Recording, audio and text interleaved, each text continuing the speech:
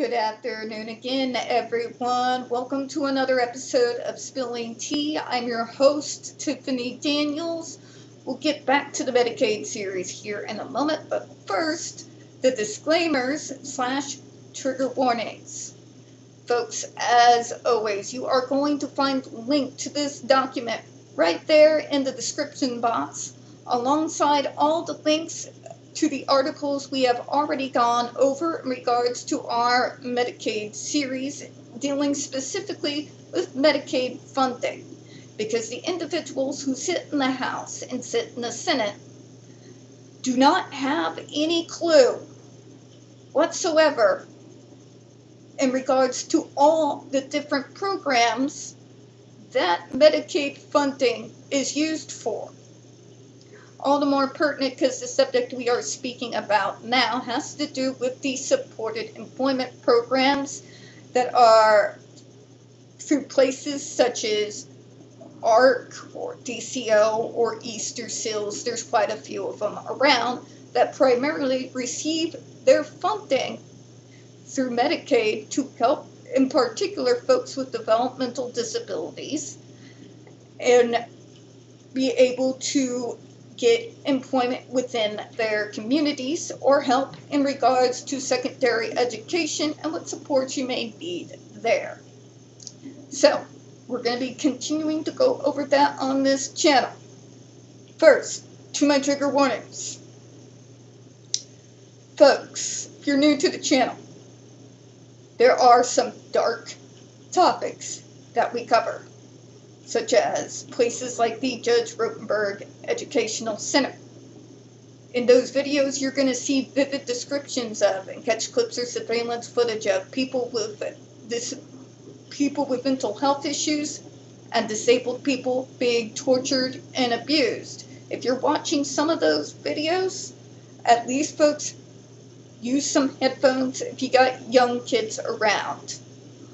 Also, we do have the channel marked not for kids, because we do use profanity, and as stated previously, we do speak on those dark subjects. So if your child is 16 and younger and watching this channel, parental supervision is very much advised. Now, folks, that being said, I want to wish you all a very happy Easter. I'm sorry I'm not dolled up, but in my defense, it's actually Saturday right now for me, and I'm pre-recording this, so I look a little frumpy. I apologize for that, but I wanted to make sure to get this done, so I wouldn't be trying to figure out doing it tomorrow sometime late at night, where I'm sure I'm going to have, hit my peopling quota for the day, and I'm going to need to hibernate for a good 4 or 5 days to detox from peopling.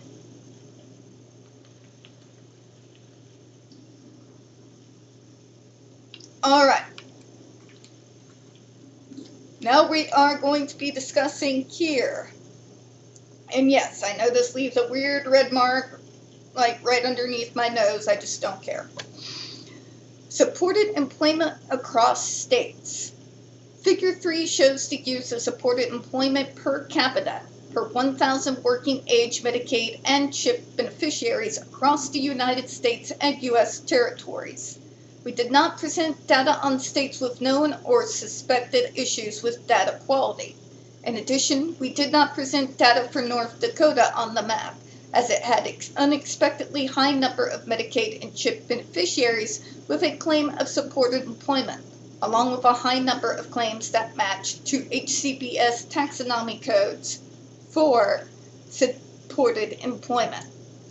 Remember, folks, some of us get that funding through Medicaid through those HCBS waivers. Again, I was one of those individuals, in particular because it was a part of an overall larger program and treatment plan that I was on at the time. As discussed in Appendix A, we are unsure of the reliability of the HCBS taxonomy data element in the TAPRIF and could not confirm if all claims identified were in fact for supported employment services. Some of those could be for secondary education as well, folks. North Dakota and the states that had data quality issues, as described in the methods section, are colored gray in the map. By state, the per capita rate of beneficiaries using supported employment services was 0.0 to 11.9 per 1,000 beneficiaries. Puerto Rico, Vermont, and the Virgin Islands did not have any beneficiaries with a claim for supported employment services. Now, some of these lower areas have to do with a lot of folks living in very rural areas, where it's a lot more difficult to get connected with more community-based services, such as supported employment.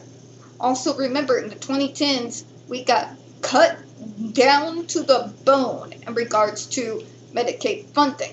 So a lot of states like mine had to once again redefine the criteria in order to determine who is considered eligible for Medicaid, because there is just not enough funding to go around.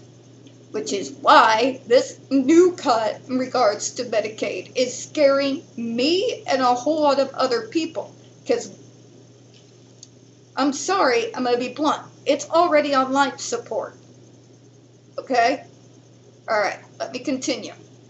Georgia, Minnesota, New Hampshire, and South Dakota had the highest per capita rates, which are about 11 recipients of supported employment services per 1,000 Medicaid and CHIP beneficiaries. And you can see here the map. Yep, we're green. I thought we were. Now, we're going to read this little thing here. Note, the states colored gray, Alabama, Kansas, Michigan, North Dakota, Rhode Island, Tennessee, and Utah have issues with data quality, and it was not possible to verify whether there was any use of supported employment in Medicaid program for these states. Discussion. We found limited claiming of supported employment services among Medicaid and CHIP beneficiaries. In the Medicaid working age population, use of adult day service was almost 4 times higher than use of supported employment. Beneficiaries who use supported employment services are clearly different from those who do not. We will also go into the funding for the day programs and group homes as well within this series. We're just not there quite yet. Service users are older and more likely to be male and white. They also have higher rates of disability and are more likely to have intellectual or developmental disabilities and behavioral health conditions, as is to be expected by the nature of the services, which are designed for persons with disabilities. Now, the females are beginning to catch up out here, especially in my state, because we finally recognize that, us autistic females exist, and that females with developmental disabilities exist. With better diagnosis, there's going to be larger numbers, but right now it's still predominant male and white that are utilizing the services right now. Part of the reason why they did this is how to change it so that more people know these programs exist and can get access to them if they are approved through one of the waivers to get that Medicaid funding for it. Some of the differences are expected given that many states offer supported employment services only to beneficiaries in 1915 waiver programs, like I said, and other programs for certain people with disabilities, or through 1115 waivers for individuals with certain conditions. There are many potential barriers to using these services, such as limited access, inconsistent funding of services, like we were just talking about a moment ago, inadequate knowledge of the meaning of supported employment, individual behavioral issues, and stigma associated with disability. One of the reasons it took me so long to reach out to ARC was I was convinced that they were going to stick me inside a sheltered workshop where I would make pennies on the dollar. And there was no way in hell I was going to allow that to happen. And I am part of the larger movement to get those places to start paying those folks a living wage.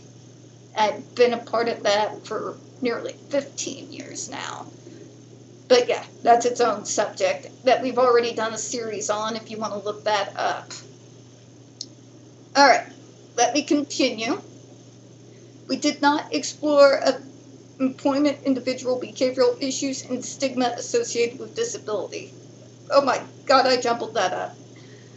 Let me try again. We did not explore which of these barriers or other issues have affected the receipt of supported employment services by Medicaid and CHIP beneficiaries, nor did we examine unmet need for supported employment services.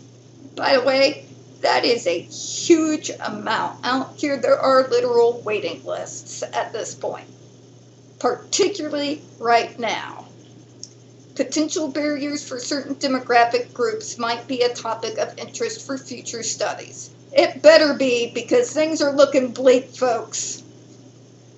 States may cover supported employment services through various authorities and through other programs, such as vocational rehabilitation, which might account for the difference in service use across the states.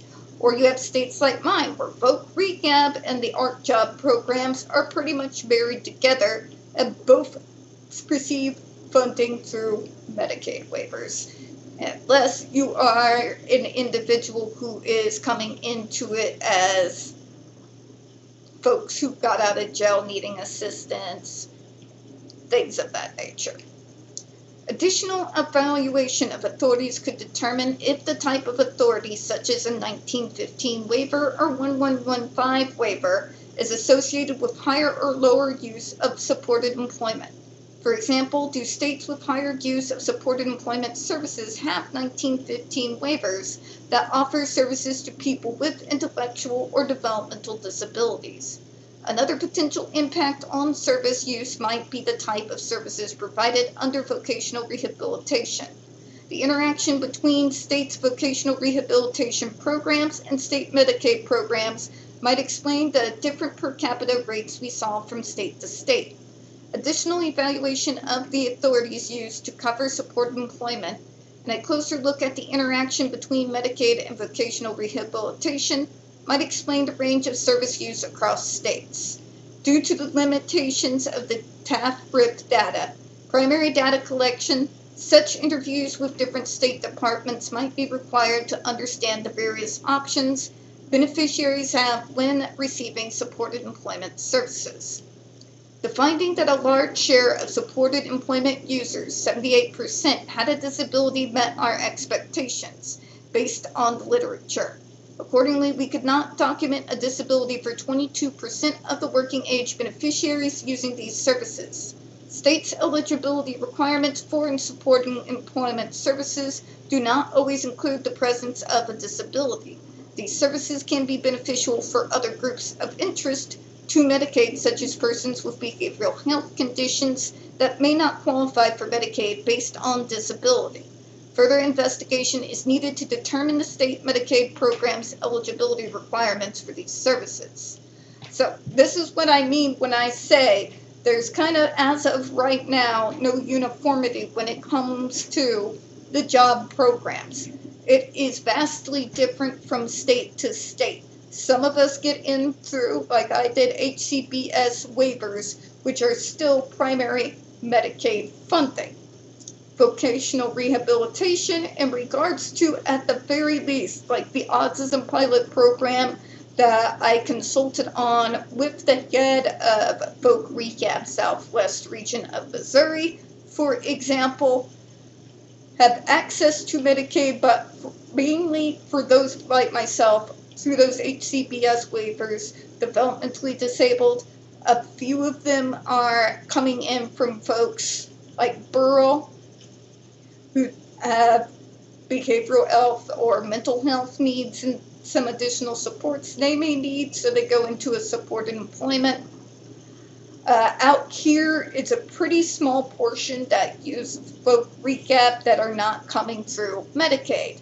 Hence why I've always seen the major problem, because a lot of folks are denied Medicaid because their parents are too successful, they make too much money, and because they raise the age rate as to how long you can be on your parents' insurance, you can get boned out of community-based programs like supported employment because you don't fit the criteria of Medicaid because your parents are too successful. That's what I meant earlier when I was talking about all these people who fall through the cracks. And they do count your parents, whether you are of age and your own guardian or not. Believe me, I know. I went through all of it.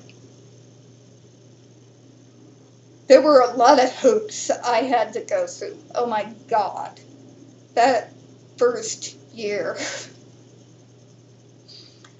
was something else. I'll just put it that way. Alright? Okay. Now we'll get into limitations next weekend once we've all come back from the Easter holidays.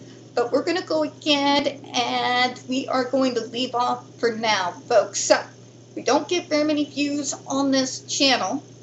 The few we do tend to get removed from time to time. So, folks, if you could, please don't forget to hit the like button, hit subscribe, and please don't forget to get the comments.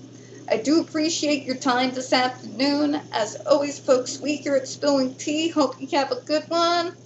And everyone, happy Easter to everyone and your families. Happy Passover. Or, if you don't celebrate either, happy spring, alright? Everyone have a great one. I will see you all on Monday with more JRC videos. Bye-bye now.